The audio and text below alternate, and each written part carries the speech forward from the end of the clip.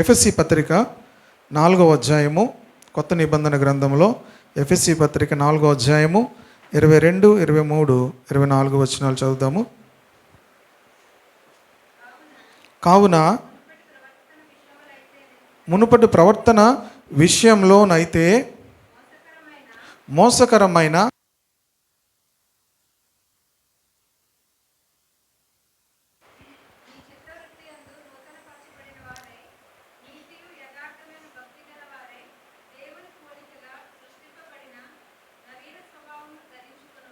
చాలు. ఇక్కడ రెండు మాటలు మనం ప్రత్యేకంగా చూస్తున్నాం. ప్రాచీన స్వభావము,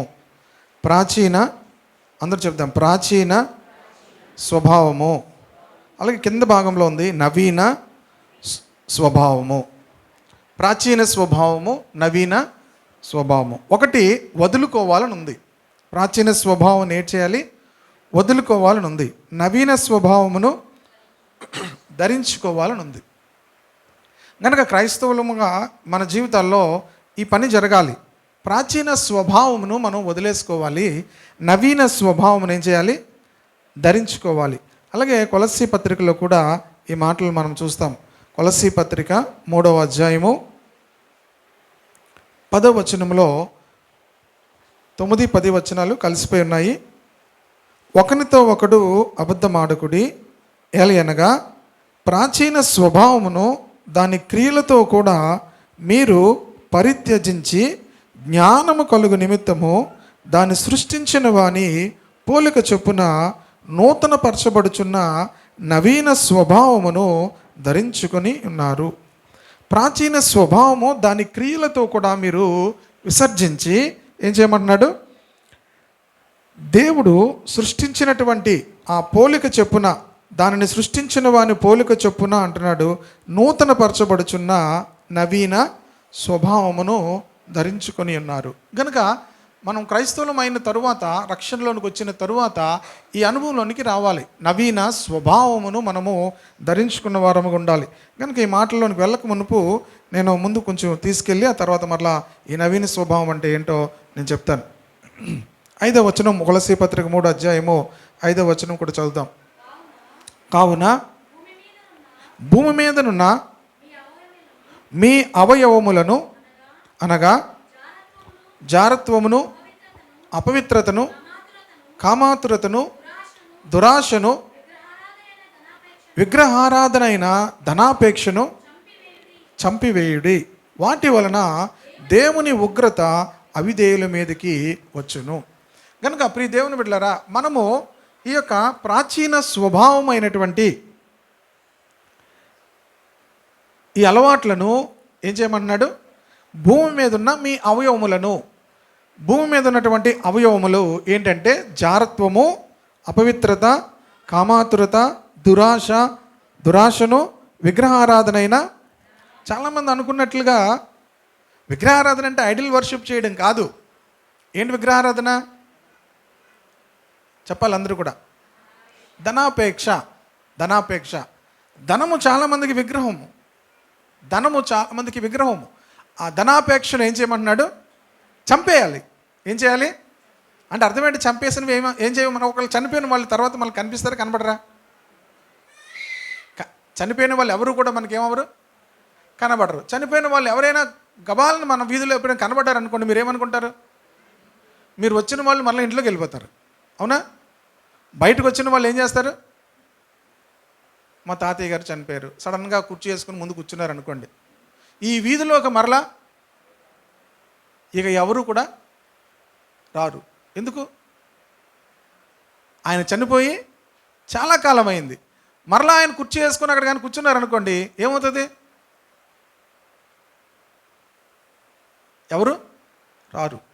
ప్రియ దేవుని బిడ్డలారా, మన జీవితాల్లో కూడా ఇవి చంపేయాలి అంటున్నాడు. ఏమంటున్నాడు? చంపేయాలి అంటే ఎందుకు చంపేయాలి అన్నాడు అంటే మన విల్లింగ్ ఉండాలి. అవి పోవాలంటే మన జీవితంలో ఏమవ్వాలి? మన విల్లింగ్ ఉండాలి. ఇది ఎలా జరుగుతుంది అంటే రోమాపత్రిక 6వ అధ్యాయము 6వ వచనం కూడా చదువుదాం. రోమాపత్రిక 6వ అధ్యాయము, ఏమనగా మనమికను పాపమునకు దాసులము కాకుండాటకు పాప శరీరము నిరర్ధకమగునట్లు మన ప్రాచీన స్వభావము ఆయనతో కూడా సిలువ వేయబడినని. చూడండి, మన ప్రాచీన స్వభావము అంటున్నాడు. ప్రాచీన స్వభావం అనగా యేసుక్రీస్తులో లేని వారు అందరి హృదయాలు, అందరి మనసులు, అందరి జీవితాలు ఎలాగుంటాయంటే, ఈ అవయవాలు పాప నియమాన్ని మన జీవితంలో చేయడానికి కారణమైనటువంటి జారత్వము అనగా వివాహము కాకమునుపే లైంగికపరమైనటువంటి ఆ యొక్క పాపములో ఉన్న వారిని జారత్వంలో ఉన్నవారు అంటారు. వివాహము కాకమునుపే లైంగికపరమైనటువంటి ఆలోచనలతో నిండిపోయిన వారు జారత్వంలో వెళ్ళిపోతారు. అపవిత్రత. దేవుని బిడ్డలారా, మన హృదయాలను, మన యొక్క శరీరాలను మనం చూసే వాటి చేత, మనం వినే వాటి చేత అపవిత్రపరుచుకోవడం, కామాతురత, తర్వాత దురాశ ఉన్న వాటితో సంతృప్తి లేకపోవడం అనేది దురాశ. దురాశ అనేది ఏంటంటే ఇంకా కావాలి, ఇంకా తృప్తి లేని జీవితం. తృప్తి లేని జీవితాన్ని ఏమంటారు? దురాశ అంటారు. కనుక క్రైస్తవుని జీవితంలో దురాశ అనేది ఉండకూడదు. హల్లెలూయా. మీకు తెలుసా అపవాది యొక్క పాపం ఏంటి? మొదటి పాపం ఏంటి ఎవరికైనా తెలుసా? దురాశ గర్భమును ధరించి. పాపం అనుకుంటారు చాలామంది. కాదు. మొదటి పాపం ఏంటి? దురాశ. బైబిల్లో తెలుసా? దురాశ గర్భమును ధరించి పాపమును కనగా పాపము పరిపక్వమై మరణమును కంటది. ఎక్కడుంది ఈ మాట? మీరు చెప్పారంటే ఎక్కడ ఉండుంటుంది కదా. యాకోబు పత్రిక 1వ అధ్యాయము బహుశా 18 లేకపోతే 19 వచనాలు ఉంటుంది. దురాశ ఏమవుతుంది? ఎన్నమ్మా? 15. చూడండి, 15వ వచనం యాకోబు పత్రిక. దురాశ గర్భము ధరించి. చూడండి, పాపం అనేది మొదటగా ఎవరి జీవితాల్లోనికి రాదు. పాపం అనేది చాలామంది అనుకుంటారు పాపంగా వస్తుందేమనుకుంటారు. కాదు. ఎక్కడ వస్తుంది? దురాశగా వస్తుంది. ప్రతి ఒక్క జీవితంలో కూడా దురాశగా వస్తుంది. అంటే మన వయసుకు, మన జీవితానికి మించిన ఆశలు, మించిన కోరికలు. ఈ దురాశ మొదటగా ఏమవుతుంది? గర్భంలోనికి వస్తుంది. ఏ గర్భంలోనికి? మగవాళ్ళకి వస్తుంది గర్భం. ఈ విషయంలో అందరికీ గర్భం ఉంటుంది, ఆడవాళ్ళకి వస్తుంది. దురాశ మొదట ఏమవుతుంది? గర్భంలోనికి వచ్చి ఏమవుతుందట? పాపమును కంటదట. ఈ ఈ ఈ టెక్నాలజీ మనకు తెలియదు. ఇలాగే అవుతుంది ప్రాసెస్. దురాశ గర్భము ధరించి ఏమవుతుంది? పాపమును కంటది. ఈ పాపము పరిపక్వం అయిపోయిన తర్వాత మరణం అనేది వస్తుంది.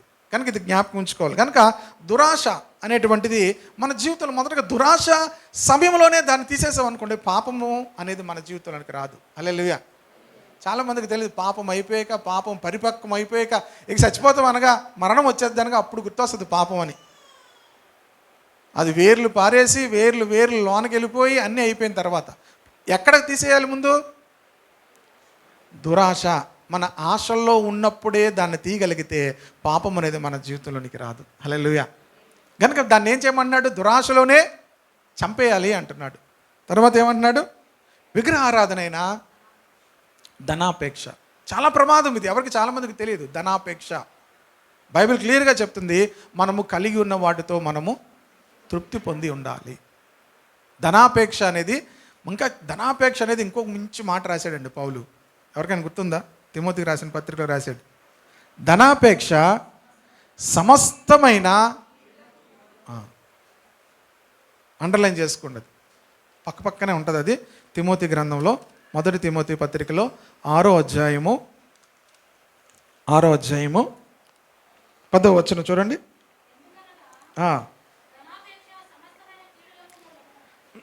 ధనాపేక్ష సమస్తమైన కీడులకు మూలము. 9 నుంచి కూడా చదవమ్మా.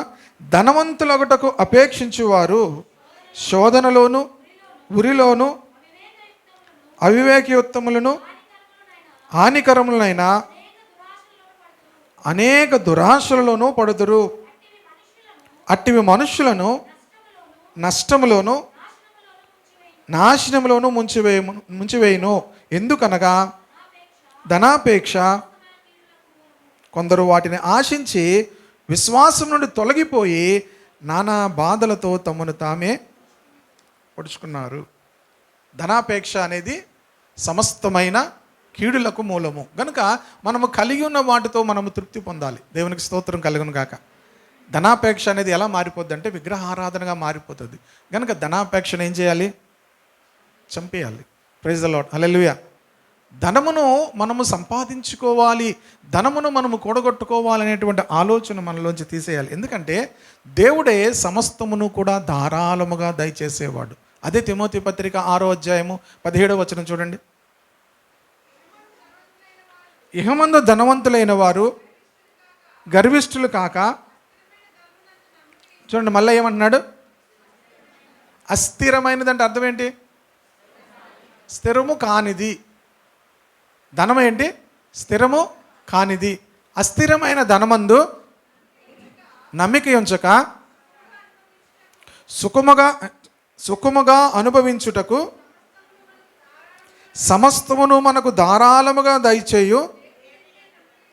చూడండి, మనము సుఖముగా జీవించడానికి సమస్తమును మనకు ధారాళముగా దేవుడు దయచేస్తాడు. మనము ధనమును సంపాదించుకోవాలనేటువంటి ఆలోచన పాపము. అది ఎలాంటిది? పాపము. దాన్ని ఏం చేయమంటున్నాడు? చంపేయాలి అన్నాడు. ఎందుకు? మీరు సుఖముగా జీవించడానికి ధారాళముగా దేవుడు మనకు దయచేస్తాడు. హల్లెలూయా. ఏమన్నాడు? మనము సుఖముగా జీవించడానికి దేవుడు మనకు ధారాళముగా దయచేస్తాడు. కనుక ఏం చేయమన్నాడు? దేవుని యందు నమ్మిక ఉంచండి. Trust in the lord. దేవుని యందు నమ్మిక ఉంచండి.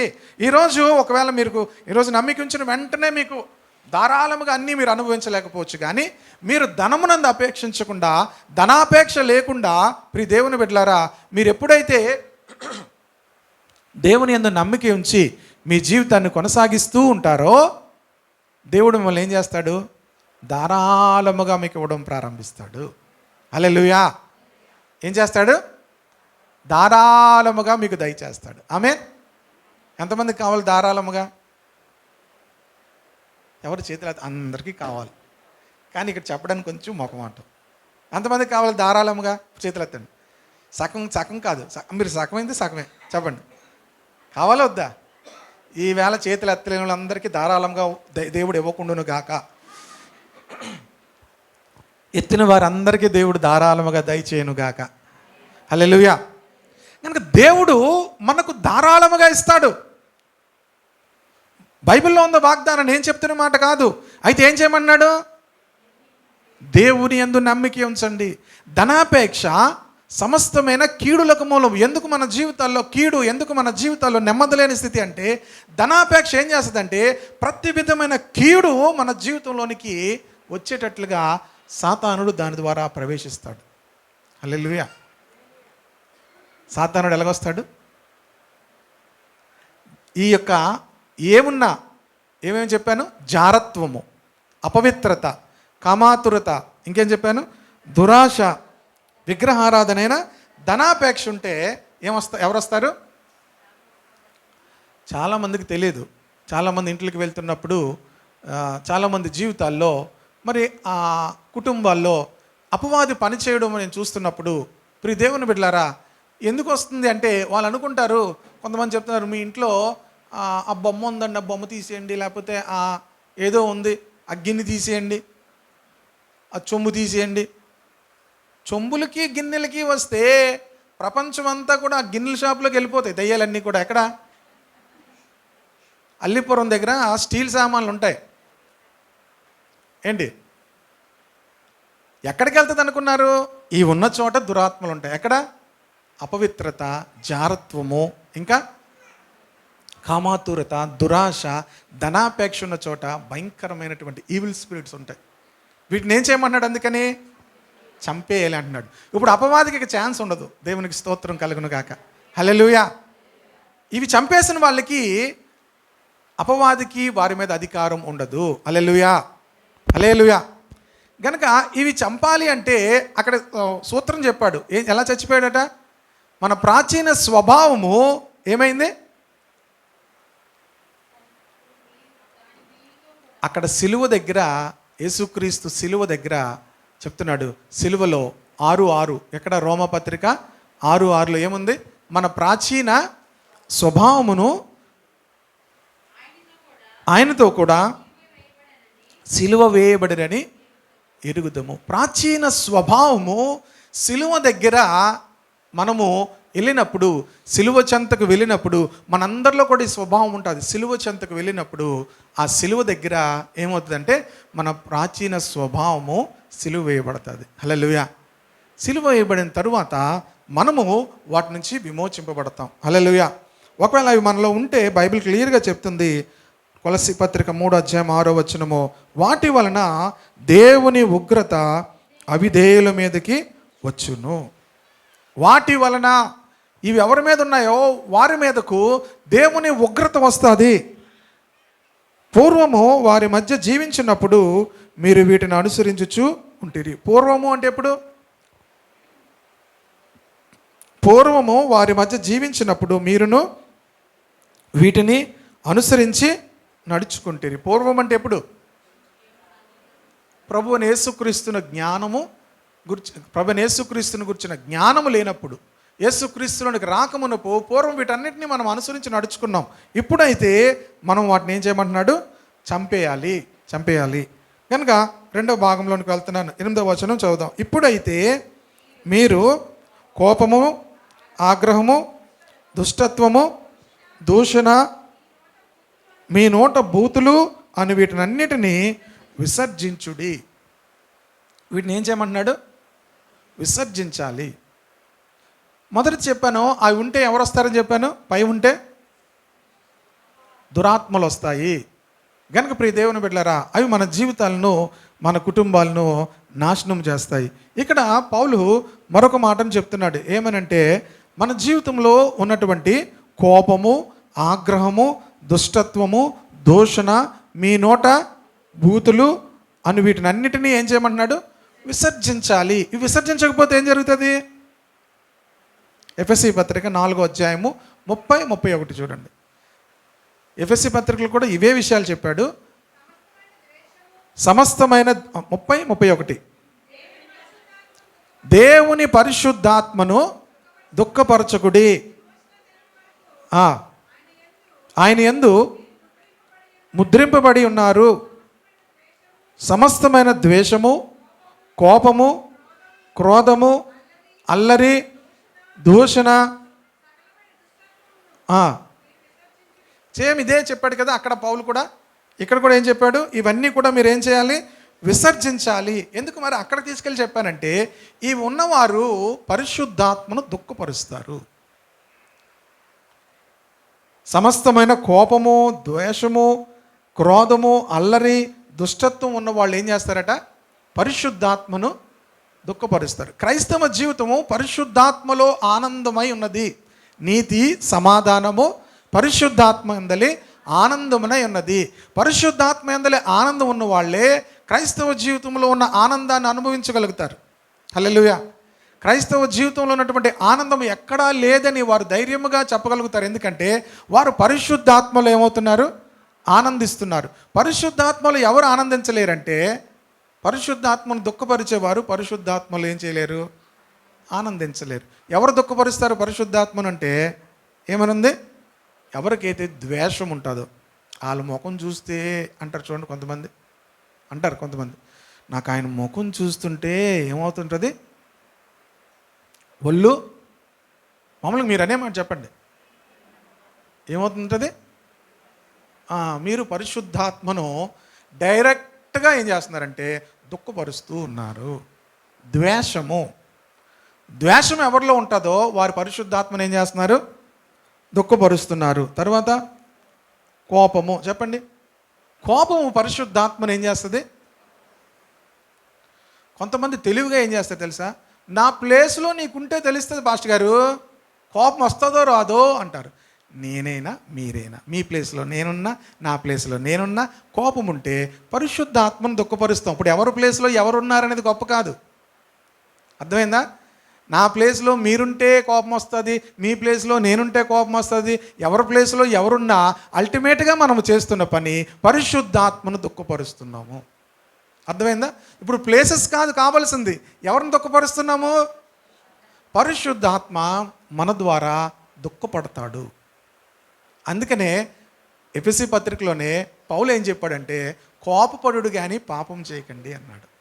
అందుకే మనందరికీ ఏం చెప్పాడు? ఒక సులువైనటువంటి సూత్రాన్ని ఇచ్చాడు, కోపపడుడు కానీ. మరి ఇది ఎలాగా? అక్కడ అదే మళ్ళీ సూత్రం చెప్పాడు. బైబిల్లో ప్రతిదానికి కూడా ఆన్సర్ ఉంటుంది. కోపపరుడు కానీ పాపము చేయకుడి, సూర్యుడు అస్తమించే వరకు. అది ఇప్పుడు కోపపడద్దంటే మనం ఏదో ఒక టైంలో కోపపడతాం. ఇది తీసుకొని పిల్లలు ఏం చేస్తారు తెలుసా? తల్లిదండ్రుల మీద కోపపడగానే బైబిల్లో ఏముంది మమ్మీ, వెంటనే మీరు కూడా విశ్వాసులు కూడా కోపపడగానే, పాస్టర్ గారు బైబిల్లో ఏముంది పాస్టర్ గారు, ఏముంది? కోపపడకూడదు. చాలామందికి డిఫెన్స్ చేయడం అలవాటు. చాలామందికి ఏం అలవాటు? టెస్ట్ ప్లేయర్లు వీళ్ళు. డిఫెన్స్ బాగా చేస్తారు, వాళ్ళు కాపాడుకోవడం కోసం. బైబిల్ చెప్తుంది కోపపడుడి కానీ కోపము పాపముగా మారకూడదంటే సూర్యుడు అస్తమించేంత వరకు ఆ కోపం మీలో ఉండకూడదు. అది సూర్యుడు అస్తమించే వరకు ఆ కోపము మీలో ఉండకూడదు. అంటే ఏం చేయాలి? ఉదయం మన బీపీ 250, 300కి వెళ్ళినా సాయంత్రం అయ్యేసరికి ఎంతకు వచ్చేయాలి? 120/80కి వచ్చేయాలి. అందరు చెప్పాలి, ఎంత బీపీకి ఎంతకు వచ్చేయాలి? ఇదేంటి రూత్ సిస్టర్ గారు చెయ్యెత్తి మరి హల్లెలూయా చెప్తున్నారు. హల్లెలూయా. ఉదయం 300కి వెళ్ళినా సాయంత్రం అయ్యేసరికి ఎలాగొచ్చేయాలి? ట్యాబ్లెట్లతో సంబంధం లేదు. కొంతమందికి ఏ ట్యాబ్లెట్ తీసుకున్నా బీపీ డౌన్ అవ్వట్లేదండి, బీపీ డౌన్ అవ్వట్లేదు అంటారు. ఏ ట్యాబ్లెట్ అవసరం లేదు. బైబిల్ వాక్యం తీసుకుంటే బీపీ ఏమవుతుంది? Praise the lord, hallelujah. Bible వాక్యం గొప్ప మెడిసిన్ అని బైబిల్లో ఉంది. ఆ వాక్యం మీ హృదయంలో ఉంచుకుంటే ఆ వాక్యము మీ సర్వ శరీరమునకు ఆరోగ్యమునిచ్చును అని ఉంది. ఉందా లేదా? మన హృదయంలో వాక్యం లేకే మనకు అన్నీ వ్యాధులు వస్తుంటాయి. బైబిల్ క్లియర్గా ఉంది. ఆ వాక్యం మీ హృదయంలో ఉంటే మీ సర్వ శరీరమునకు ఆరోగ్యం ఇచ్చును. ఎప్పుడైతే దేవుని వాక్యం, అమ్మో సాయంత్రం అయిపోతుంది, నాలో ఏముండకూడదు, పోను ఉన్నది అనుకోండి, ఏమవుతుంది? అపవాదికి చోటు ఇయ్యకుడి అని ఉంది అక్కడ. అంటే అర్థం ఏంటి? సాయంత్రం అయ్యేదాకా చూస్తాడు, సాయంత్రం వరకే మీ టైము. మీ టైం అయిపోతే ఎవరి టైం వస్తుంది? అపవాది టైము. అమ్మ నీ టైం అయిపోయింది, ఎందుకే కుట్టావు అని అడిగిందంట. ఎవరు? చేవను కాదు, చేవను అడిగారట ఎందుకు కుట్టావు అని. నా పుట్టలో చెయ్యడితే నేను కొట్టనా అన్నదంట. అది చిన్నప్పుడు కథలు ఎందుకు నేర్పిస్తారు అనుకున్నారు? ఇప్పుడు దేవుని బిడ్డలారా, మనము ఇప్పుడు సాతానుడు ఎందుకు వచ్చింది అని అడిగామనుకోండి, నువ్వెందుకు వచ్చావు అంటే నీ టైము దాటిపోయేదాకా నీ కోపం ఉంది. ఎప్పుడు దాకా ఉంది? చీకటి పడిందంటే నాదే టైము. ఎవరిది? మనం ప్రార్థన చేస్తుంటాం, ప్రభు ఎందుకు అపవాదం వచ్చింది అని అడుగుతుంటాం. ఆ ప్రభు అడుగుతాడు, ఎందుకు వెళ్ళావు అపవాదిని? కోపం ఎప్పుడు దాకా ఉంది? సూర్యుడు అస్తమించేంత వరకు బీపీ తగ్గలేదు. సూర్యుడు అస్తమించేంత వరకు ఏమవ్వలేదు? 280/100 కిందదేమో ఎక్కువైపోయింది, పైది ఇంకా ఎక్కువైపోతుంది, కనుక నేను వెళ్తానంటాడు అనమాట సాతానుడు. ఇప్పుడు దేవుని బిడ్డలారా, అపవాదికి చోటు ఇయ్యకుడి. వెంటనే ప్రభువా నన్ను క్షమించు, కోపం నాలోంచి తీసివే, నేను కోపడ్డాను, నన్ను క్షమించు. ఎప్పుడైతే ప్రభు వాక్యానికి మన జీవితాలు అప్పగించుకుంటామో అపవాదికి చోటు ఉండదు. హల్లెలూయా. కనుక వీటిని ఏం చేయమంటున్నాడు? విసర్జించమంటున్నాడు. లేకపోతే మనం పరిశుద్ధాత్మను ఏం చేస్తామో? దుఃఖపరుస్తాము. చాలామంది పరిశుద్ధాత్మను దుఃఖపరుస్తారు కనుక పరిశుద్ధాత్మలో ఆనందించలేరు. క్రైస్తవ జీవితం కూడా, క్రైస్తవులు అయ్యిండు కూడా పెద్ద సంతోషం లేని వారుగా ఉంటారు, పెద్ద సంతోషం అనుభవించలేని వారుగా ఉంటారు. జనరల్గానే ఉంటారు వాళ్ళు కూడా. వాళ్ళు దేంతో అనుభవిస్తారు? ఆనందంగా ఉంటారంటే డబ్బులు ఉంటే ఆనందం, డబ్బులు లేకపోతే ఆనందం ఉండదు. అన్నీ బాగుంటే ఆనందం, అన్నీ బాగోకపోతే. కానీ క్రైస్తవ జీవితము అన్నీ బాగుండడంతో అన్నీ బాగులేకపోవడం కాదు, పరిశుద్ధాత్మలో ఆనందించడం. హల్లెలూయా, హల్లెలూయా. పరిశుద్ధాత్మలో ఆనందిస్తూ ఉండడమే క్రైస్తవ జీవితం. ఆనందం ఎలాగుంటుందంటే పరలోకపు ఆనందం. పరిశుద్ధాత్మల ఆనందం అంటే ఏంటంటే పరలోకమునకు మీరు వెళ్ళిన తర్వాత ఎలాంటి ఆనందాన్ని మీరు అనుభవిస్తారో ఆ ఆనందం భూమి మీద అనుభవించడమే పరిశుద్ధాత్మలో ఆనందం. ప్రైజ్ ది లార్డ్, హల్లెలూయా. ఒకసారి అది మీకు పోయింది అనుకోండి, మీకు తెలిసిపోద్ది, అయ్యో నా ఆనందం నాలోంచి పోయిందని చెప్పి వెంటనే ప్రభు దగ్గరికి వెళ్ళి అడుగుతాడు, ప్రభా ఆ ఆనందం నాకు కావాలి, ఈ లోకంలో ఏం లేకపోయినా పర్వాలేదు ప్రభా, ఈ లోకంలో ఆ ఆనందం కావాలి, పరిశుద్ధాత్మలో ఆనందం కావాలి. దావీదు పాపం చేసేటప్పుడు మరలా ఏమని అడిగాడు?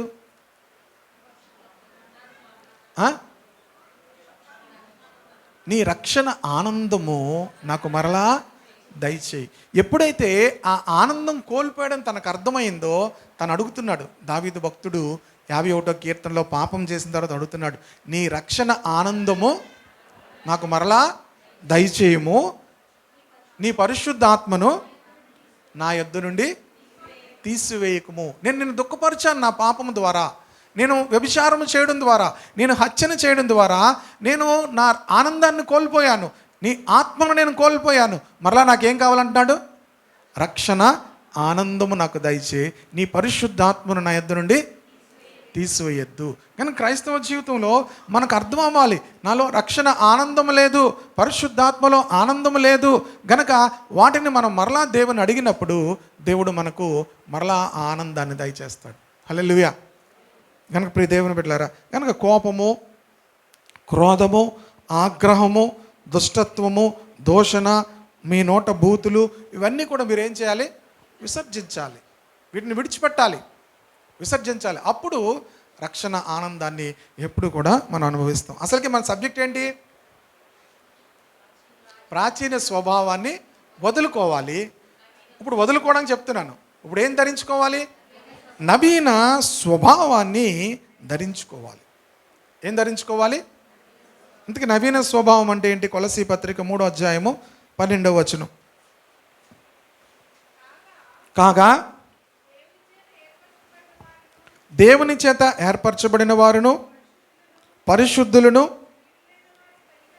ప్రియులను అయిన వారికి తగినట్లు మీరు జాలిగల మనస్సును, దయాళుత్వమును, వినయమును, సాత్వికమును, దీర్ఘశాంతమును ధరించుకొనుడి. మనందరం ఒక వస్త్రమే వేసుకోగలం కదా. ఎవరు 2 చీరలు కట్టుకొని రాలేరు, ఎవరు 2 ప్యాంట్లు 2 షర్ట్లు వేసుకొని రాలేరు. ప్రియ దేవుని బిడ్డలారా, ప్రాచీన స్వభావం మనం విడిచిపెట్టినప్పుడు నవీన స్వభావం మనం ధరించుకోగలుగుతాం. నవీన స్వభావం ధరించుకోవడానికి ప్రాచీన స్వభావాన్ని ఏం చేయాలి? విడిచిపెట్టాలి. ఏమేమి విడిచిపెట్టాలో చెప్పాను, ఏవేవి చంపేయాలో చెప్పాను. చంపేయవలసినవి ఏంటి?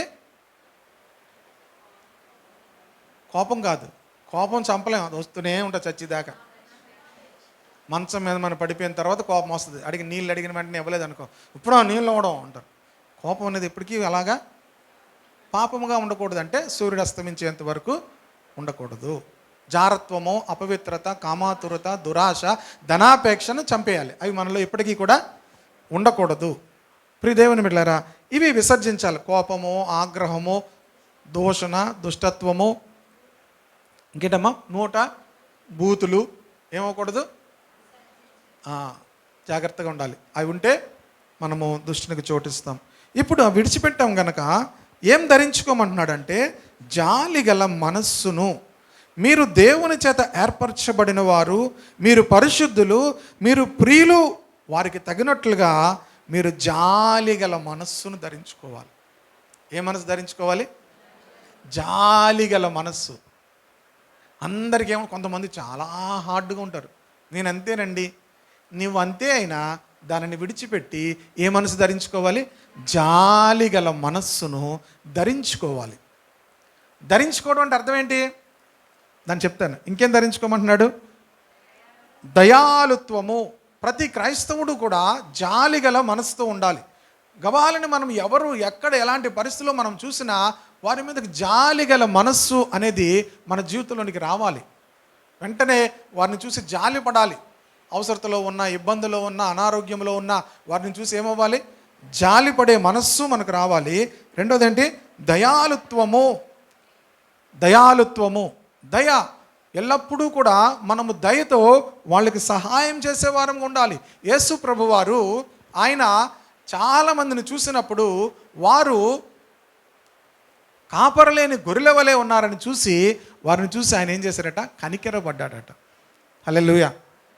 వాళ్ళకి తినడానికి ఏమీ లేదు, కనికరం అంటే జాలి, వారికి తినడానికి ఏమీ లేదు అని చూసి ఆయన ఏం చేశాడట, కనికరపడ్డాడట.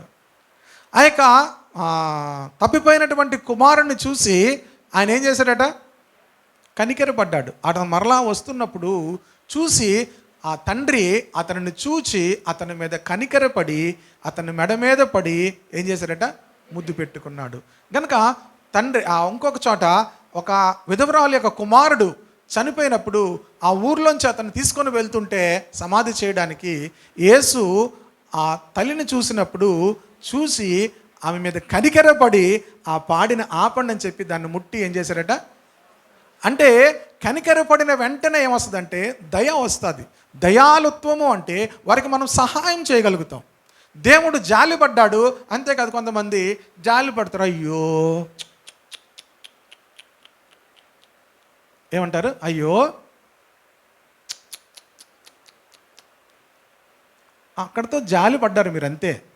దయాలుత్వం ఏం చేస్తుంది, వారికి సహాయం చేస్తుంది. హల్లెలూయా. ఏం చేస్తుంది, వారికి సహాయం చేస్తుంది. దీనిని మనము ధరించుకోవాలి. ప్రతి క్రైస్తవుడు కూడా దయాలుత్వమును ఏం చేయాలి, ధరించుకోవాలి. ఇంకా వినయము, ప్రతి క్రైస్తవుడు కూడా ఏం ధరించుకోవాలి, ఇది కనిపించాలి లోకంలో. క్రైస్తవులు ఎలా కనిపించాలి, వినయముగా కనిపించాలి. ప్రియ దేవుని బిడ్డలారా, అది మనం దాన్ని మనం ఏం ధరించుకుంటూ, ఇప్పుడు అందరూ చాలామంది తెల్ల వస్త్రాలు ధరించుకున్నారు అనుకోండి, ఇప్పుడు మనం ఎలా కనబడతాం, అందరూ తెల్ల వస్త్రాలు కట్టుకొని ఉన్నారనుకోండి, అందరూ మనం ఎలా కనబడతాం, ప్రత్యేకంగా కనబడతాం, అంతే కదా, దేవదూతల్లా కనబడతాం కదా. ప్రియ దేవుని బిడ్డలారా, ప్రత్యేకంగా మన వస్త్రాలు మనకేమవుతాయి, ప్రత్యేకతను చూపిస్తాయి, ప్రత్యేకతను చూపిస్తాయి. వినయం అనేటువంటి వస్త్రాన్ని మనం ధరించుకోవాలి. వినయం అనే వస్త్రాన్ని ఏం చేయాలి, ధరించుకోవాలి. ఫిలిప్పీ పత్రిక 2వ అధ్యాయము 3వ వచనం నుంచి చదువుదాం. కొంచెం కింద చదువుమైతే, మీలో మీలో ప్రతివాడును తన సొంత కార్యములను మాత్రమే కాక ఇతరుల కార్యములను కూడా, 3వ వచనం, కక్ష చేతనైన ఆ వినయమైన మనస్సు గలవారే. వినయం అంటే ఏమనుకుంటున్నారు మీరు, మనందరం? వినయము అంటే ఏంటి? Wrong answer. అక్కడ అందులో ఆన్సర్ ఉంది చూడండి. వినయం అంటే ఏంటి? Wrong answer. అమ్మా, అందులోనే ఉంది. మనం చాలాసార్లు అందులో చూడకుండా వేరే చెప్తుంటాం. మనం అందులో ఉంది, వినయమైన మనస్సు గలవారే ఒకనికొకడు తనకంటే యోగ్యుడని ఎంచుకోవాలి. వినయం అంటే ఏంటి? ఇప్పుడు మరలా అలా ఆన్సర్ చెప్పేసి రైట్ చెప్పేసిన తర్వాత కూడా వినయం అంటే ఏంటంటే, ఇప్పుడు చెప్పండి, వినయం అంటే ఏంటి? అందరు చెప్పాలి. ఒకనికంటే ఒకడు యోగ్యుడని ఎంచుకోవాలి. మీకు తెలుసా, మనకంటే ఇతరులు యోగ్యమైన వారుగా ఎప్పుడు చూడగలుగుతాం చెప్పండి? అంత ఈజీ కాదు. మనం అందరికంటే మనమే యోగ్యులం అనుకుంటాం. ఎందుకు? వినయం లేని వాళ్ళు ఏం చేస్తారు, మనకంటే ఎవరూ తెలివైన లేరు అనుకుంటాం, మనకంటే ఎవరూ యోగ్యులైన వారు లేరు అనుకో. వినయం గలవారు ఏమనుకుంటారు? మీకు ఉదాహరణ చెప్తాను. ఇప్పుడు సామ్యుయేలు ఉన్నాడు. ఇప్పుడు నాకు వినయం ఉందనుకోండి, నాకంటే గొప్ప విషయాలు తనలో ఏముందో అది నేను చూడగలుగుతాను. నాకంటే గొప్ప విషయం తనకేముందో అది నేను చూడగలుగుతాను. ఇప్పుడు నాకు వినయం లేదనుకోండి, నాకంటే తక్కువ విషయాలు తనలో ఏమున్నాయో చూస్తాను. నా అంత డబ్బులు లేవు, నా అంత మంచి బట్టలు లేవు, నా అంత చక్కగా పని చేయలేడు, నా అంత తెలివిగా పని చేయలేడు అంటాం. ఇప్పుడు వినయం ఉందనుకోండి, నేనేం చేస్తాను, తనలో ఉన్న మేబీ ఒక 5% ఉండొచ్చు, ఆ 5% కూడా నాలో లేదు ఆ లక్షణము అని నేను ఒప్పుకోగలుగుతాను. అది అలా ఎవరు చేస్తారో వారికి వినయము అనే గుణం ఉంటుంది. ప్రతి క్రైస్తవుడు కూడా వినయం అనేటువంటి ఆ గుణము కలిగి ఉండాలి. అది ఎవరిలో ఉందంటే యేసుక్రీస్తులో ఉంది. ఇప్పుడు ఆ చదవండి, ఆ ఫిలిప్పీ పత్రిక 3:4 మరలా చదవండి.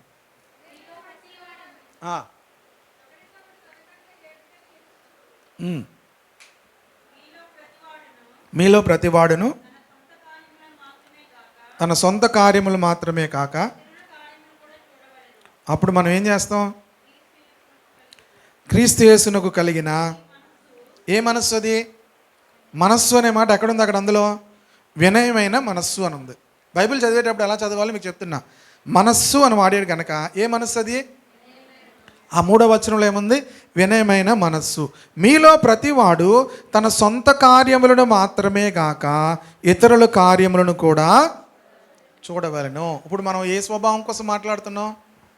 నవీన స్వభావం కోసం మాట్లాడుతాం. మీలో ప్రతివాడు తన సొంత కార్యములను మీరందరూ కూడా బిజీగా ఉంటారు రోజంతా. దేని కొరకుంటారు? మీ సొంత కార్యముల కొరకు మనం అందరం బిజీగా ఉంటాం. మన డబ్బులన్నీ కూడా దేనికి ఖర్చు పెడతాం? సొంత కార్యముల కొరకు. మన సమయం అంతా దేనికి ఖర్చు పెడతాం? మనం అవతలోడు చెప్తుంటేనే ఎక్కువసేపు మాట్లాడతాం. మన మాట అవతలోడు వెంటలేదు అనుకోండి, మళ్ళీ వాళ్ళకి ఫోన్ చేయం కదా. మనం వారికి ఎవరికైనా మనకు సలహా ఇచ్చారనుకోండి, వాళ్ళకి ఏం చేయరు? ఏంటండి మానేశారండి, మధ్య ఫోన్ మానేశారండి అని నన్ను ఎవరో ఒక అబ్బాయి అడిగాడు. అడిగితే అన్నాడు, మీరు ఏం సలహా చెప్పారు ఆయనకి అని. మనం చెప్పాను. ఇంక మరి చేయరాలు. మనుషులకి ఏమి ఇవ్వకూడదు? సలహా ఇవ్వకూడదు. మీరు సలహా ఇస్తే ఫోన్ ఏమవ్వదు? రోజు గంటలు మాట్లాడేవాడు. బ్రదరు ఎందుకు మాట్లాడట్లేదు ఏంటంటే, మీరు ఏమైనా వద్దన్నారా, మీరు ఏమైనా చెయ్యొద్దన్నారా అని అంటే, మనం చెప్పానండి ఇలా చేయకూడదని. Cut, delete. మనుషులకి ఏముండకూడదు? మన ఫోను మాట్లాడినా మన కోసమే మాట్లాడతాము, మన డబ్బులు ఖర్చు పెట్టినా మన కోసమే ఖర్చు పెడతాము, మన సమయమైనా మన కోసమే చేస్తాము. కానీ బైబిల్ చెప్తుంది, మీలో ప్రతివాడు తన సొంత కార్యములు మాత్రమే కాక ఇతరుల కార్యములను కూడా చూడవలెను. అదేంటి? వినయము. వినయము గలవారు ఏం చేస్తారంటే, ప్రియదేవుని బిడ్డలవారు, బైబిల్లో ఏమని తెలుసా? వినయము గలవారి యొద్ద జ్ఞానం ఉన్నది అనంది సామెతల గ్రంథం. వినయము గలవారి యొద్ద ఏముంటుందట? జ్ఞానం ఉంటుందట. వినయం ఏంటంటే, మనం ఇతరులను మనకంటే యోగ్యులుగా మనం ఎంచుకుంటాం. మనకంటే వారు యోగ్యులు, మనకంటే వాళ్ళు. నేను బెంగళూరు లాస్ట్ టైం వెళ్ళినప్పుడు శేఖర్ పాస్టర్ గారు వాళ్ళ అబ్బాయి అక్కడ ఆర్డినేషన్ కాదు, ఏమంటారు దాన్ని, గ్రాడ్యుయేషన్ అవుతుంది. తను పీజీ చేశాడన్నమాట థియాలజీలో. పాస్టర్ గారు వెళ్ళలేకపోతున్నారు కనుక నన్ను వెళ్ళమన్నారు. అంటే నేను దానికోసం వెళ్ళలేదు, నేను బెంగళూరు వెళ్తున్నాను కనుక నేను రాలేకపోతున్నాను పాస్టర్ గారు, మీరు వెళ్ళండి అన్నారు. సో మేము వెళ్ళాము. వెళ్ళిన తర్వాత ఆ గ్రాడ్యుయేషన్ అయింత అయిపోయింది. మేము అక్కడికి వెళ్ళడానికే 2 hours పట్టింది. చాలా బెంగళూరు చాలా కష్టం అనమాట. ట్రాఫిక్ ఎంత బాబుకు తెలుస్తుంది. ఏనన్నా అసలు వస్తానన్నాడు నా దగ్గరికి. నువ్వేం రావద్దు బాబు, అది ఎంత ఒక్కొక్క చోట ఎంత దూరమో. పాస్టర్ గారు నేను వస్తాను, మిమ్మల్ని పికప్ చేసుకుంటానండి అన్నాడు ఆండ్రూస్. నేను వద్దు, మా బ్రదర్లో వస్తాడులే, చాలా దూరం అనమాట ఒక్కొక్క ఏరియా నుంచి ఒక్కొక్క. సరే మేము వెళ్ళాం. వెళ్ళిన తర్వాత ప్రియ దేవుని బిడ్డలారా అయిపోయింది, గ్రాడ్యుయేషన్ ప్రోగ్రామ్ అంతా అయిపోయింది.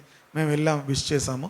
విష్ చేసిన తర్వాత మేము అంటే ఆ బిజీ వల్ల తనకి బొక్కే కానీ ఏమి కొనలేకపోయాను.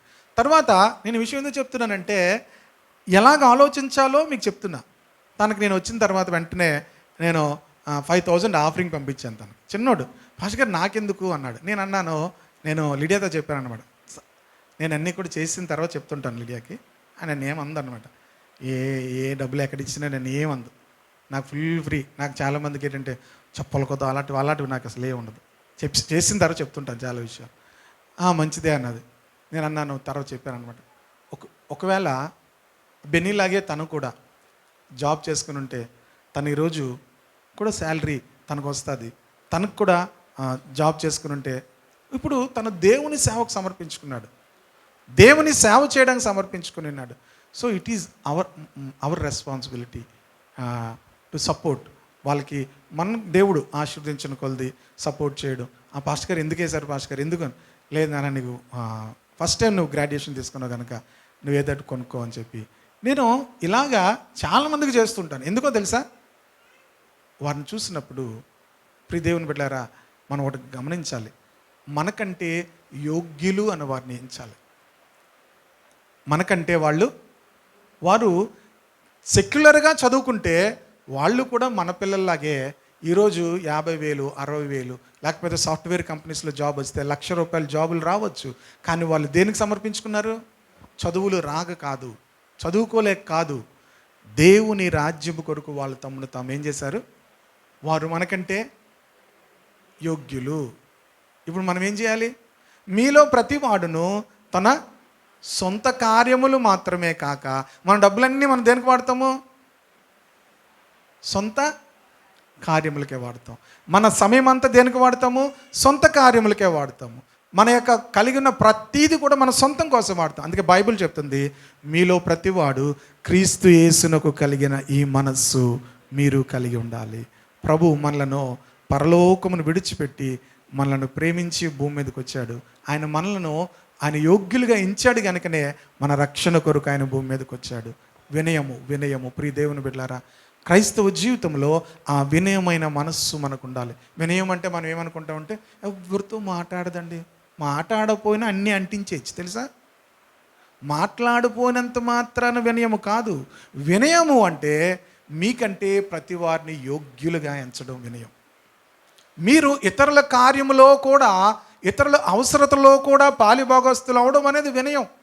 వినయం అనేది మనం మాట్లాడకుండా నెమ్మది చాలా సాఫ్ట్గా మాట్లాడడం వినయం కాదు. ప్రియ దేవుని బిడ్డలారా, మన జీవితాల్లో వినయం అంటే ఇతరుల కార్యములను కూడా మనం ఏం చేయాలి? పాలిభాగస్తులం అవ్వాలి. ఇతరుల అవసరతల్లో కూడా మనం ఏమవ్వాలి? పాలిభాగస్తులము అవ్వాలి. ప్రియ దేవుని బిడ్డలారా, ఇలాంటివి మనం చేసినప్పుడు వినయాన్ని ధరించుకుంటాం. తర్వాత ఏంటి? సాత్వికము. సాత్వికాన్ని ఏం చేయాలి? ధరించుకోవాలి. సాత్వికం అంటే ఇన్నిసార్లు చెప్పినా మళ్ళీ సాత్వికం దగ్గర ఆగిపోతారు. సాత్వికులు ధన్యులు, వారు భూలోకమును స్వతంత్రించుకుంటారు. అందుకే సాత్వికం అంటే ఏంటి? మంచి పేరు. ఎవరికైనా ఆడపిల్ల పుడితే సాత్విక అని పేరు పెట్టుకోండి, బాగుంటుంది పేరు. సాత్వికం అంటే ఏంటి? ఇన్నిసార్లు చెప్పిన కనీసం ఈసారి అక్కడే రాసేసుకోండి. సాత్వికం అంటే భూమి మీద ఎవరితోనూ గొడవ పడని వారు, ఎవరితోనూ గొడవ పడని వారు. ఇప్పుడే చెప్పండి, సాత్వికులు ధన్యులు, వారు భూలోకమును. వారు అదే వారు ఎవరు? సాత్వికులు, భూమి మీద ఉన్నోళ్ళు కాదు. మీలో ఎవరైనా ఉన్నారని అడుగుతున్నాను నేను. సాత్వికులు భూమి మీద ఎవరితోనూ కూడా గొడవ పడను. దేనికి గొడవ పడని వారు. గొడవ పడవ మనం. మా ఇంట్లో ఉల్లిపాయ తొక్కగానే మన ఇంట్లోకి వచ్చిందంటే, ఉల్లిపాయ తొక్క ఏంటి, మీ తొక్కలు మా ఇంట్లోకి వచ్చేస్తున్నాయండి, అప్పుడు వాళ్ళు చూపిస్తారు మీది ఎంత వచ్చిందో చూడండి అని. అప్పుడు కానీ మనకు అర్థం అవ్వదు. వాళ్ళు మనల్ని భరిస్తూనే ఉంటారు, మనం ఏం చేయం? ఉల్లిపాయ తొక్క కూడా భరించం మనం. మీది కూడా ఇంతే వస్తుందండి అని వాళ్ళు చూపించారు అనుకోండి, అప్పుడు ఏం చేస్తాం? అంక మొదలవుతాయి అబద్ధాలు. ప్రియ దేవుని బిడ్డలారా, సాత్వికులు ధన్యులు, ఎవరితోనూ కూడా ఎప్పుడు ఏమవ్వకూడదు? గొడవ పడకూడదు. Praise the lord. గొడవ పడే పరిస్థితులు వస్తాయి. మ్యాక్సిమం మనం ఏం ధరించుకోవాలి? సాత్వికం ధరించుకున్నాం కనుక ఎవరితోనూ కూడా గొడవ పడకూడదు. తర్వాత దీర్ఘశాంతము అనండి. ఎంతకాలం ఉంటుంది ఇది? దాన్ని ఇంగ్లీష్లో ఏముంటుంది తెలుసా? లాంగ్ సఫరింగ్ అని ఉంటుంది. Long suffering. దీర్ఘశాంతానికి ఇంగ్లీష్లో ఏముంది? అలాగే ఉందా? లాంగ్ సఫరింగ్, దీర్ఘశాంతం. ఇప్పుడు అవన్నీ వివరించను. కానీ ఎవడైనా తనకు హాని చేసిన అనుకున్న ఎడల ఒకరికొకడు సహించుచు ఒకరినొకడు క్షమించుడి, ప్రభు మిమ్మల్ని క్షమించులాగున మీరును క్షమించుడి. వీటన్నిటిపైన పరిపూర్ణతకు అనుబంధమైన ప్రేమను ధరించుకొనుడి. ఏం ధరించుకోవాలట? పరిపూర్ణతకు అనుబంధమైన ప్రేమను. ఇవన్నీ ఏంటి? నవీన స్వభావం. బాగానే ఉంది ఇప్పుడు అంతా కూడా. అన్నిటికీ మించి ఏం చేయమన్నాడు? ప్రేమను మనము. ఇవన్నీ ఏంటి? నవీన స్వభావమును ధరించుకోవడం. సరే, బాగానే ఉంది. ఇవన్నీ ఎక్కడ దొరుకుతాయి? ఇప్పుడు బట్టలు ధరించుకోవాలంటే ఎక్కడో మనం కొనుక్కున్నాం కదా, మరి ఇవన్నీ ఎక్కడ దొరుకుతాయి? ఇవన్నీ కూడా దేవునిలో ఉన్న ఈ లక్షణాలు. హల్లెలూయా. నిర్గమాకాండము 34వ అధ్యాయము మొదటి నుంచి చెప్తాను. ఈ 5 వచనాలు కూడా చెప్తాను. ముందు 103వ కీర్తన 13వ వచనం చూడండి. తర్వాత నిర్గమాకాండం 34వ అధ్యాయం 6వ వచనం చూద్దాం. అయిపోయిందండి, ముగిస్తాను. 103వ కీర్తన 13వ వచనం. తండ్రి తన కుమారుల ఎడల జాలిపడినట్లు యెహోవా తన యందు భయభక్తులు గల వారి ఎడల జాలిపడును. మొట్టమొదటి ఏ మనసు ధరించుకోవాలి? జాలి గల మనస్సు. ఇది ఎవరి దగ్గర ఉంది ఈ మనసు? తండ్రి తన కుమారుల ఎడల జాలిపడినట్లు యెహోవా తన యందు భయభక్తులు గలవారి ఎడల. ఈ జాలి పడ్డం అనేది ఎవరి గుణము? గనుక ఎవరిని అడగాలి? జాలి గల మనసు. ప్రభా నాకు ఏ మనసు కావాలి? జాలి గల మనసు లేకపోతే నాలో ఏం లేదు? నవీన స్వభావము లేదు. నవీన స్వభావం లేదంటే నాలో క్రైస్ట్ లైక్నెస్, క్రీస్తువులా ఉండేటువంటి స్వభావం నాలో లేదు. గనక జాలి గల మనసు. నువ్వు జాలి గలవాడు గనక ప్రభా ఆ జాలి గల మనసు నాకు దయచేయని అడిగినప్పుడు మనం ప్రార్థన చేసేటప్పుడు ఇవి ప్రార్థన చేయాలి. మీకు ఏమేమి కావాలో అడగమని బైబిల్ ఎక్కడ చెప్పలేదు. మీకు కావలసినవేవో అవి ఆయనకి తెలుసు గనక మీరు వాటిని అడగవలసిన అవసరం లేదు. అన్యజనులు వీటన్నిటిని అడుగుతారు, కానీ మీరు వాటిని అడగవలసిన పని లేదు. మొదట నా నీతి, నా రాజ్యము మీరు వెతకండి. ఆయన నీతి, ఆయన రాజ్యంలో ఉండే లక్షణాలు ఇవన్నీ కూడా. మొదటగా జాలి గల మనస్సు. ఇప్పుడు 34వ అధ్యాయం నిర్గమాకాండము 6వ వచనము. యెహోవా దాటి వెళ్ళుచు, యెహోవా కనికరము, దయా, దీర్ఘశాంతము. నేను ఎలాంటి వాడునో దేవుడు చెప్తున్నాడు. నేను కనికరమును, దయను, దీర్ఘశాంతమును, విస్తారమైన కృపా సత్యములు గల దేవుడను. హల్లెలూయా. కనుక దేవుడి దగ్గర ఉన్న ఈ లక్షణాలన్నీ కూడా, దయ అనేది దేవుని లక్షణము. ప్రియ దేవుని బిడ్డలారా, దీర్ఘశాంతం అనేది దేవుని లక్షణము. కనుక దేవుని దగ్గర ఉన్న ఈ వస్త్రాలన్నీ కూడా, ఆ వస్త్రాలన్నీ దేవుని దగ్గరికి వెళ్ళి మనం ధరించుకోవాలి. హల్లెలూయా. ఆ వస్త్రాలన్నీ కూడా దేవుని దగ్గరికి వెళ్ళి ఏం చేయాలి? ధరించుకోవాలి. ఇంకేముంది? ఇంక చాలు. దీర్ఘశాంతము. తర్వాత ఇందాక ఫిలిప్పీ పత్రికలో చెప్పేశాను, వినయమైన మనస్సు. ఎవరిది? క్రీస్తు యేసునకు కలిగిన మనస్సు అది. కనుక క్రీస్తు దగ్గరికి వెళ్ళి ప్రభా నీలాంటి వినయమైన మనస్సు నాకు దయచేయి ప్రభా అన్నప్పుడు దేవుడు మనలను నవీనమైన స్వభావముతో కప్పుతాడు. హల్లెలూయా. అప్పుడు మీరు ఎక్కడికి వెళ్ళినా కూడా మిమ్మల్ని చూసిన వారు మీరు నవీనమైన మనుష్యులు అని మిమ్మల్ని చెప్పగలుగుతారు. హల్లెలూయా. నవీనమైన వ్యక్తులుగా మనల్ని మనుషులు చూడగలుగుతారు. ఆ నవీన స్వభావం మనలోనికి రాకపోతే మనం పాత మనుషుల్లాగే ఉంటాము. కనుక మనలో ప్రత్యేకత ఎవరు చూడరు. మనం అరిసి చెప్పుకునేది కాదు క్రైస్తవ జీవితము. అరిసి చెప్పుకునేది, కేకలేసి చెప్పుకునేది, ధర్నాలు చేసి చెప్పుకునేది కాదు. అంతేకాదు మన దేవుని గురించి మనం గొప్ప చెప్పడం కాదు. ప్రియ దేవుని బిడ్డలారా, మన దేవుని గొప్పతనం మన జీవితంలో మనం చూపించాలి. హల్లెలూయా. మన దేవుని యొక్క స్వభావము. మీరు ఇంతకు ముందు అలా ఉండేవారు కదా, ఇప్పుడు ఎలా మారారు? నేను ఏం చేశాను? నవీన స్వభావమును ధరించుకున్నాను. ప్రాచీన స్వభావాన్ని ఏం చేశాను? విడిచిపెట్టాను, చంపివేశాను, విసర్జించాను. ఇప్పుడు నవీన స్వభావాన్ని నేను ధరించుకున్నాను. హల్లెలూయా. కోపము, క్రోధము, ఆగ్రహము, దుష్టత్వము. చూడండి, అప్పుడు ఎలాగున్నాము ఇప్పుడు అంతే. అప్పుడు ఎలాగున్నాము ఇప్పుడు అదే కోపం అన్నారనుకో, ఏమైనట్టు? నవీన స్వభావం లేదు. నవీన స్వభావం మనలో చూసినప్పుడు ఖచ్చితంగా ప్రియ దేవుని బిడ్డలారా, ఇది ఎలా దొరుకుతుంది అంటే ఇది యేసుక్రీస్తులో మాత్రమే దొరుకుతుంది అని చెప్పచ్చు. ఆమె హల్లెలూయా. కనుక ప్రియ దేవుని బిడ్డలారా, ఇంకో విషయం చెప్తున్నా. మనము దేవుని గురించి ప్రకటించక మునుపు మనుషులు మన జీవితాలను చూస్తున్నారు అనే విషయాన్ని మర్చిపోవద్దు. మనుషులు మన జీవితాన్ని ఏం చేస్తున్నారు? చూస్తున్నారు. నవీన స్వభావం మనలో ఉన్నప్పుడు ఖచ్చితంగా మన మాట వారు వింటారు. ఆమె హల్లెలూయా. మొన్న లాస్ట్ మంత్లో లక్ష్మీ ఆంటీ గారి కోడలు శాంతి వాళ్ళ ఇంట్లో ప్రార్థన పెట్టుకుంటే జనరల్గా వాక్యం చెప్పడానికి వెళ్తే మొత్తం అందరూ కూడా ఆ అపార్ట్మెంట్లో ఉన్న వాళ్ళు అందరూ వచ్చారండి. అందరూ వచ్చారు.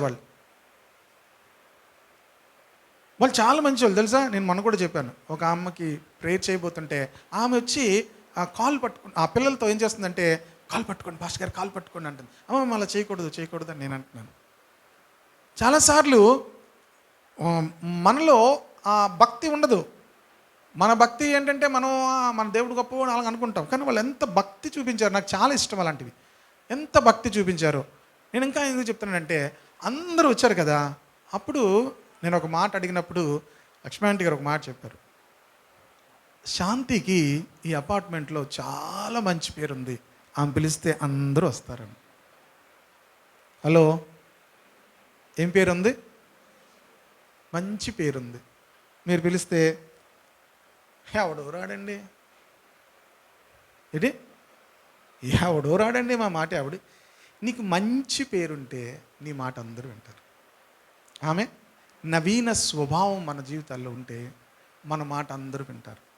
ఎందుకు వింటారు అంటే, నీలో ఉన్నటువంటి ఆ స్వభావాన్ని, ఆ నవీన స్వభావం. ఏంటి ఆ నవీన స్వభావం? జాలి. ఎవరొక అవసరతలో ఉన్నారు, ఎవరో ఇబ్బందులో ఉన్నారు, ప్రియదేవుని వారి మీద జాలిపడి నీ జోబుల నుంచి డబ్బులు తీసిచ్చి మళ్ళీ వెంటనే వచ్చేవారు ఇచ్చేయాలే. చాలామందికి డబ్బుల దగ్గరికి వచ్చేసరికి కట్ వాళ్ళ ఫ్రెండ్షిప్ అన్నీని. ఎందుకంటే తీసుకుంటారు, వాళ్ళు ఇవ్వలేకపోతే వెళ్ళాక మాట్లాడరు. ఎంత కోసం అంటే ఓ 1000 రూపాయల కోసం. ప్రియ దేవుని బిడ్డలారా, ఎప్పుడైనా మీకు చెప్తున్నా, ఇవ్వడం వరకే మీ బాధ్యత. హలో, మిమ్మల్ని ఎవరైనా అడిగితే ఏంటి, ఇవ్వడం వరకే మీ బాధ్యత, తీసుకోవడం మీ బాధ్యత కాదు. ఇదేంటి పాస్టర్ గారు అంటే, అది బైబిల్ చెప్తుంది. అదేం చెప్తుంది? బైబిల్ చెప్తుంది. ఒకళ్ళు ఎవరైనా ఇవ్వలేదా, మర్చిపోండి అంతే. బైబిల్ చెప్తుంది అప్పు ఈయుడి. బైబిల్ ఏం చెప్తుంది? మిమ్మల్ని అడుగు వారికి ఇవ్వండి, ప్రతి వారికి కూడా అప్పు ఇవ్వండి. దేవుడు ఏం చేస్తాడు తెలుసా? మీకు మీ గిన్నెలు కుదిలించి నొక్కి అణచి పొంగేంత వరకు కూడా ఇస్తాడట. ఆ వచనం చూపించడం మీకు అర్థమైపోయిందా? కొంతమందికి అర్థమైంది, కొంతమందికి ఏమీ అర్థమవుతుంది. లూకాసు వార్త 6వ అధ్యాయము 35 నుంచి చదవండి. 36 అయిపోయింది, ముగించేస్తాను. కాబట్టి మీ తండ్రి కనికరము గలవాడైనట్టు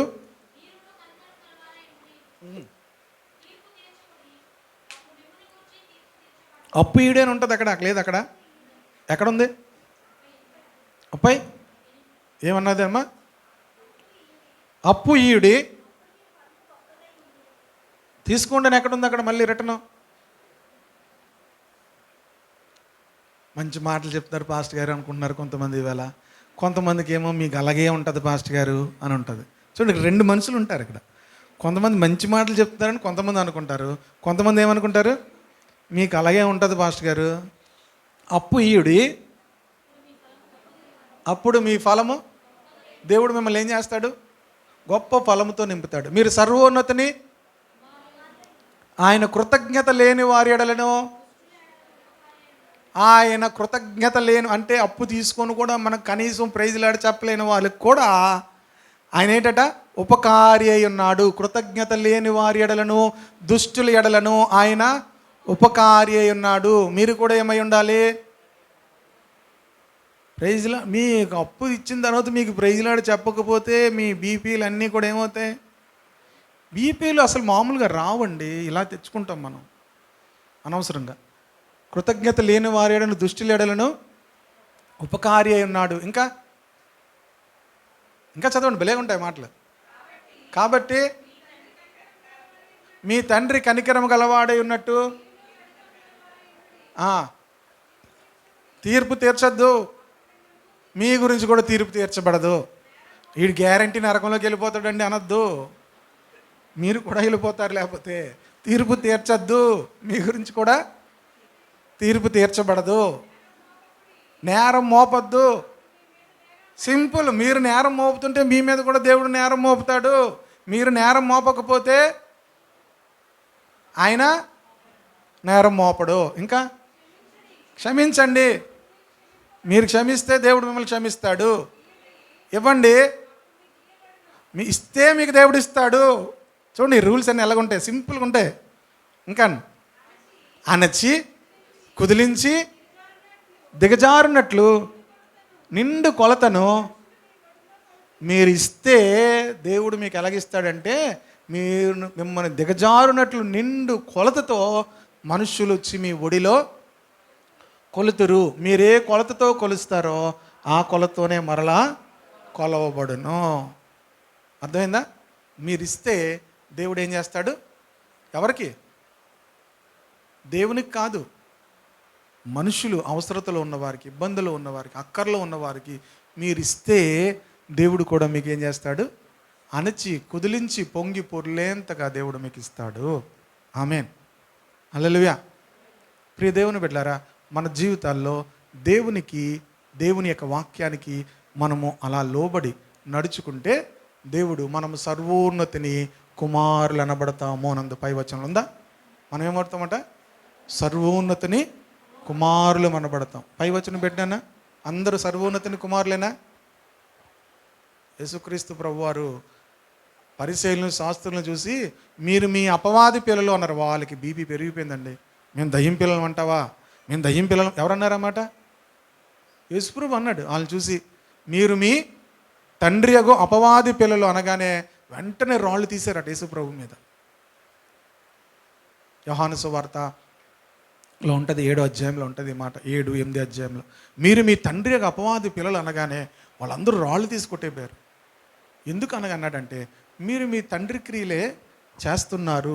మనం ఎలా ఉండాలంటే, మీ తండ్రి కనికరము గలవాడైనట్టు మీరును కనికరము గలవారే ఉండి మీరు సర్వోన్నతుడైన దేవుని కుమారులు అనబడాలి. హల్లెలూయా. ఈ లక్షణాలు మనలో ఉంటే, ఆ నవీన స్వభావం మనం ధరించుకుంటే, మీరు ఎక్కడున్నా కూడా మీరు దేవుని పిల్లలు అని పిలువబడతారు. అందుకే క్లియర్గా రాశాడు కొలసీ పత్రికలో, మీరు ఏర్పరచబడిన వారును పరిశుద్ధులను దేవునికి ప్రియులునైన వారికి తగినట్లుగా జాలి గల మనస్సు, దయ, వినయము, సాత్వికము, దీర్ఘశాంతమును ధరించుకోండి. మీరు వేసుకునే వస్త్రాలను బట్టే మీకు విలువనిస్తారు.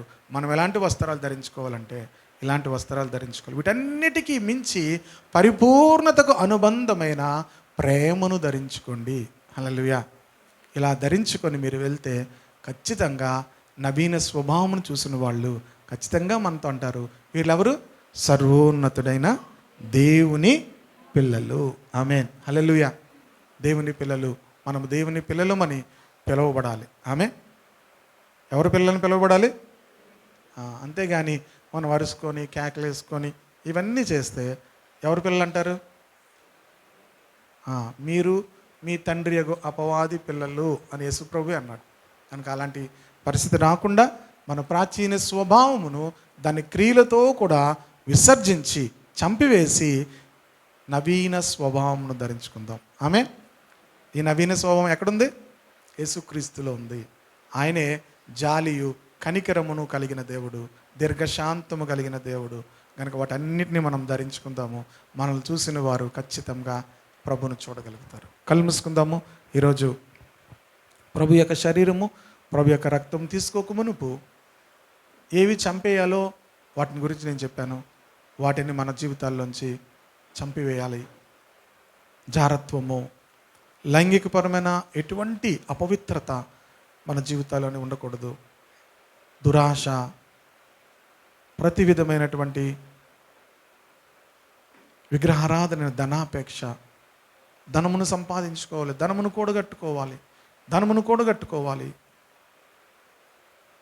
ప్రభువా మమ్మల్ని క్షమించండి అని ప్రభుని అడుగుదాము. దేవా, నూతన స్వభావం మాకు దయచేయి ప్రభా, నూతన మనస్సు మాకు దయచేయి ప్రభా, నూతన వస్త్రమును మాకు దయచేయి తండ్రి ప్రభా. ప్రతి వారము కూడా దేవుని పోలికగా సృష్టించబడిన నవీన స్వభావమును మనం ధరించుకోవాలి. ఈ లోకం ఎంతో అల్లరిగా ఉంది, ఎంతో అల్లకల్లోలముగా ఉంది, సమాధానం లేని స్థితిలో ఉంది. ఇది క్రైస్తవుల గురించి మాత్రమే నేను మాట్లాడట్లేదు. అందరూ కూడా ప్రియ దేవుని బిడ్డలారా, ప్రతి ప్రాంతంలో కూడా ఎంతో అల్లరిగా ఉంది, ప్రతి దేశంలో కూడా ఎంతో అల్లరిగా ఉంది. ప్రేమ లేదు, జాలి లేదు, కనికరము లేదు.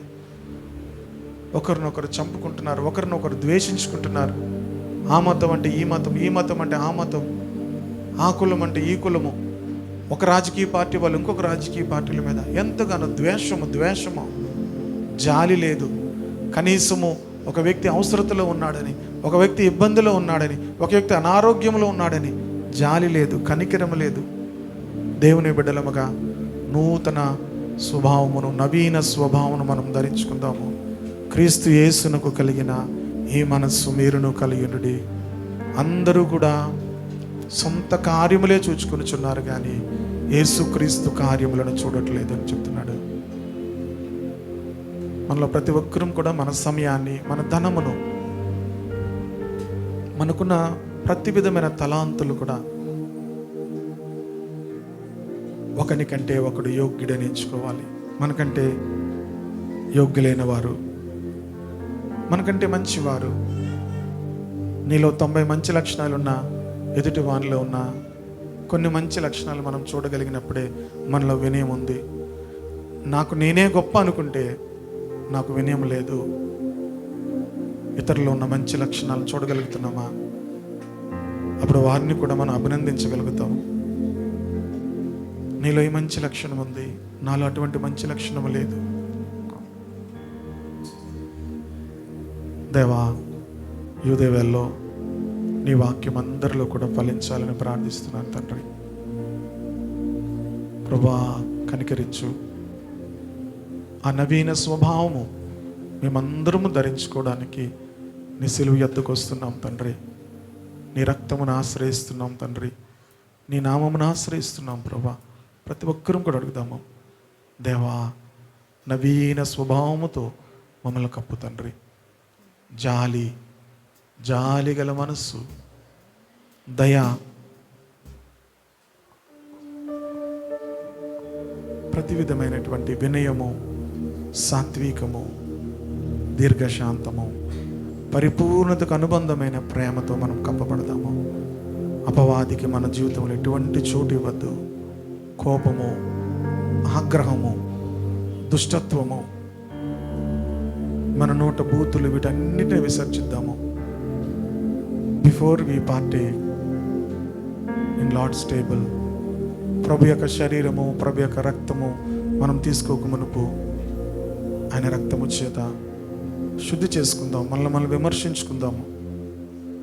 ప్రభు మమ్మల్ని క్షమించండి, ప్రభు మమ్మల్ని క్షమించండి, క్షమించండి. ఆయన రక్తము చేత మనం శుద్ధి చేసుకుందాం.